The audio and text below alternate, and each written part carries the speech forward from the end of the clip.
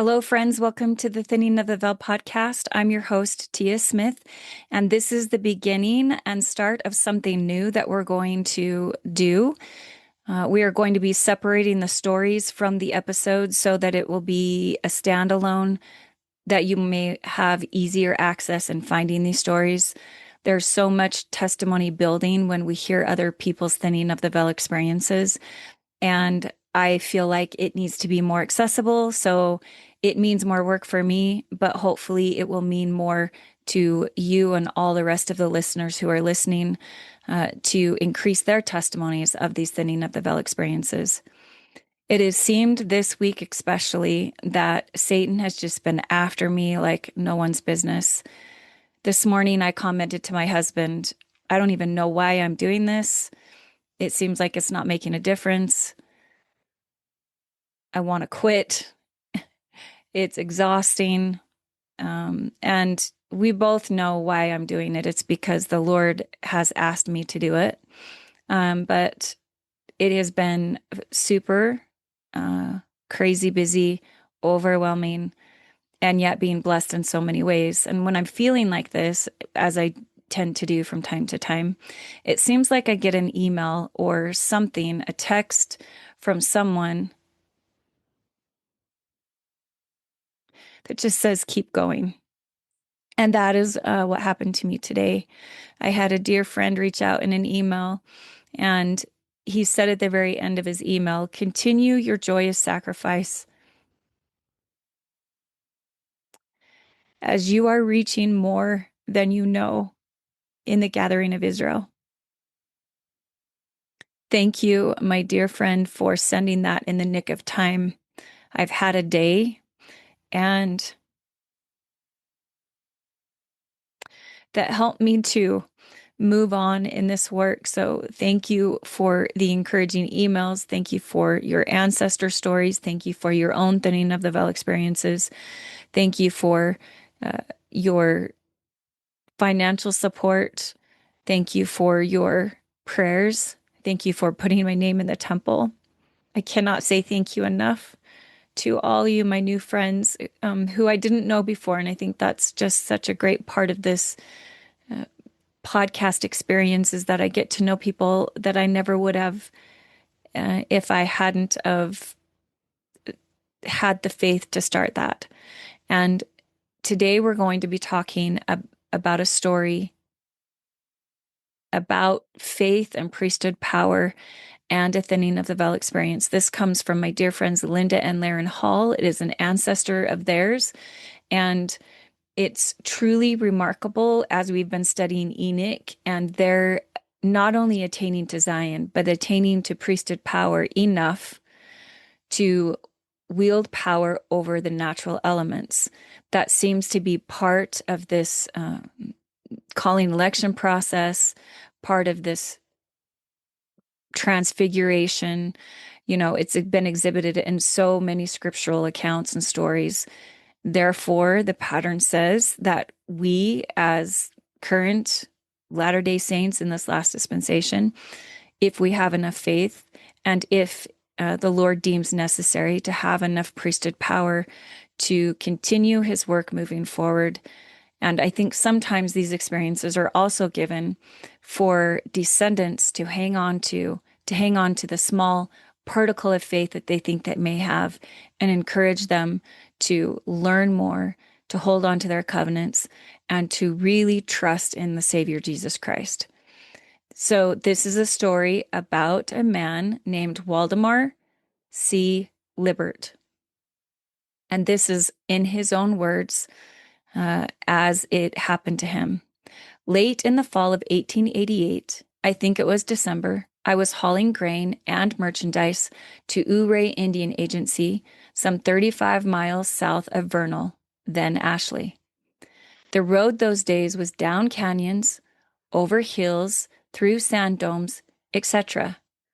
The day was ideal.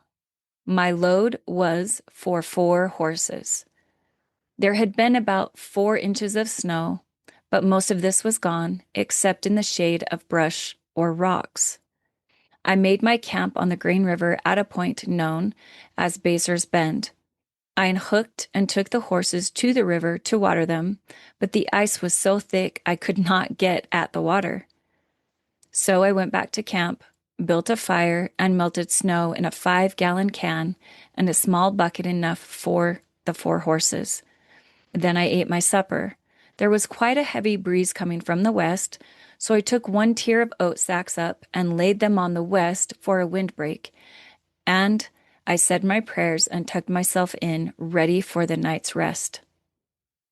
These introductory remarks helped me to determine the time. This must have been about 9 p.m. While lying there, I heard a terrible roar coming from the northeast down the river. Within a couple of minutes, this struck me as a heavy wind and cold, although I was among heavy brush. The wind blew the hay away from the horses and pierced through my bedding as though I had nothing around me. I arose and tucked in closer, but the wind and frost went right through. I tried to ward the cold off, but in spite of, I got colder. Suddenly a voice spoke to me and said, "Why don't you rebuke the wind?" Accordingly, I arose to my elbow and rebuked the wind in the name of the Messiah.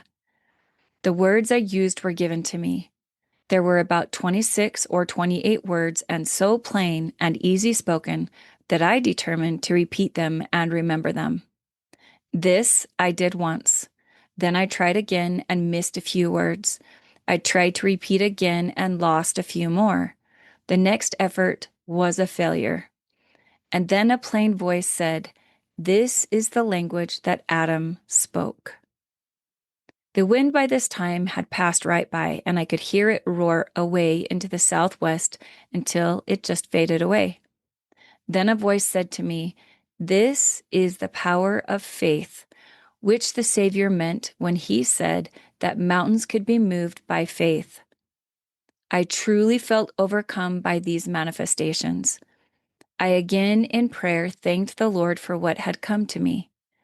I got up and refed the horses, went to bed, and slept soundly until sunrise. I got up, grained the horses, hooked up, drove down to another bend in the river, got a large rock and broke the ice, watered, then drove on. At Bracer Hill, I had to unload 1/2 of the load, making 2 trips up the hill to get the load up. I loaded and went on to Ouray. When I got there about noon, the merchant said, "Dear me, young man, you must have had a terrible trip. The wind started here last night a little after 9 and has been blowing a hurricane all night. It just stopped about an hour ago. The thermometer has stood at 14 below zero." I was in a perfect calm. I unloaded, had dinner, and drove home. I got home about 11. Mother was waiting for me. When I got in, she said, "Goodness, you must have had a dreadful trip. The wind started here last night about 9 and never stopped until just before sundown. And Father says the thermometer has stood at 12 below zero all day.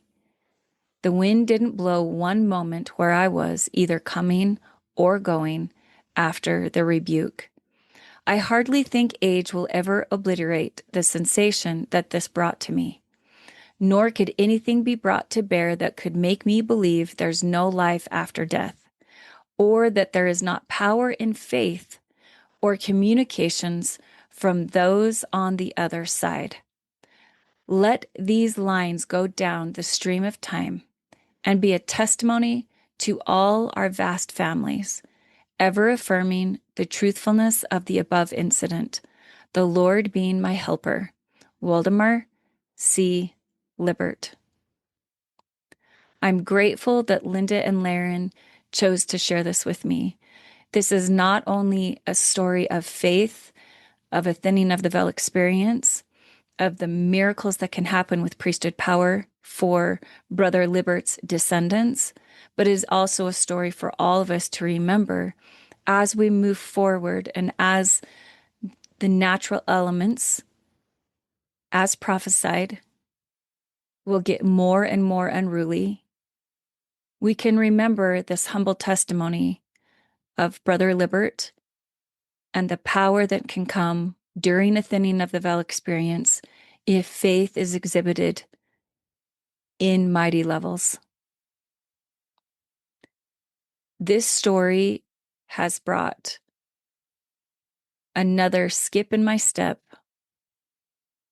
to stay on the covenant path, to continue to do what the Lord has asked me to do in testifying of these thinning of the veil experiences. So thank you, my friends, for sending this story for all of us to hear and for all of us to gain faith in the power of the priesthood